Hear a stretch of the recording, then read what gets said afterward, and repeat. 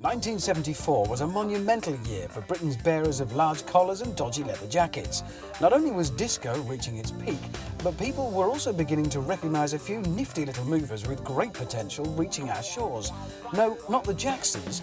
It was, of course, Volkswagen's introduction of the Golf. And this family unit, unlike the Jacksons, was to remain complete and pretty much cosmetically unenhanced for the next 20-odd years. The Vauxhall Astra was always the poor relation to the Golf, a singles act rather than an album artist.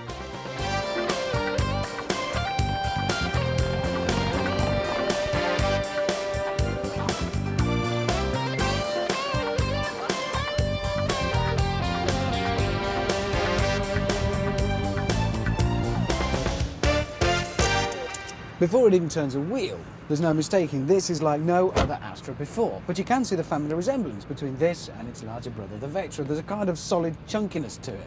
But don't confuse this model with the more cooking versions you might see on the high street. This is the SRI 2 litre, the sports version.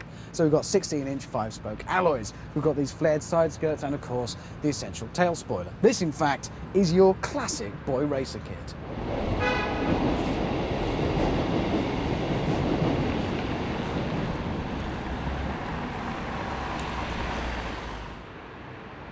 Slip inside and it's absolutely typical Astra territory in here. It's pretty basic, pretty sparse. I'd love to say that it was an environmentally and ergonomically refined environment, kind of taut and with nothing extraneous, but it ain't. It's just basic in here. But once you've looked past that, notice that the materials used are pretty nice and the fit and finish is pretty good. And actually nestling away in this rather basic looking interior, there's a fair amount of kit. This is the SRI version. We've got air conditioning in here, we've got some rather tarty looking details like the white clocks and the little bits of chrome. These seats are sports seats, which is nice, but go beyond that and you have actually got to start to spend money on the bells and whistles to tart up your little teen idol. So it certainly isn't overly specced in here. Once underway, as with all sporty versions in previous incarnations of Astra, it is by no means the most refined of packages. It is 2 litre, it's 136 brake horsepower going through the front wheels, and those front wheels of course clad in pretty low profile chunky tyres. So there is plenty of grip, but there's also, as with all previous SRI versions of Astra, plenty of torque steer as well if you do apply the right boot a little too readily. And also around town, where any smaller hatch is going to spend a lot of its time. It's a bit of a handful, mostly because there's a fair amount of movement on the take-up of the throttle delivery. In other words, you are left jerking backwards and forwards when you're driving around town, which makes it certainly not a car that's ever going to flatter you in the city and make you look or feel good as a driver.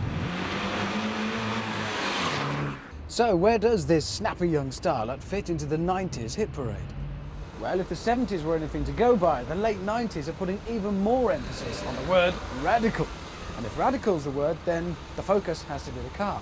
Sure, we've all seen and heard of Ford's new Wildcard, and if initial reaction is anything to go by, then certainly Focus sings its song a lot louder than the Astra. Well, let's not forget that radical new ideas can take time to catch on. And in the meantime, don't be too surprised to see Vauxhall's Astra selling very well, thank you, against the opposition. And for my choice, well, Focus, Astra, radical new idea, conservative, play it safe. Well, why risk it?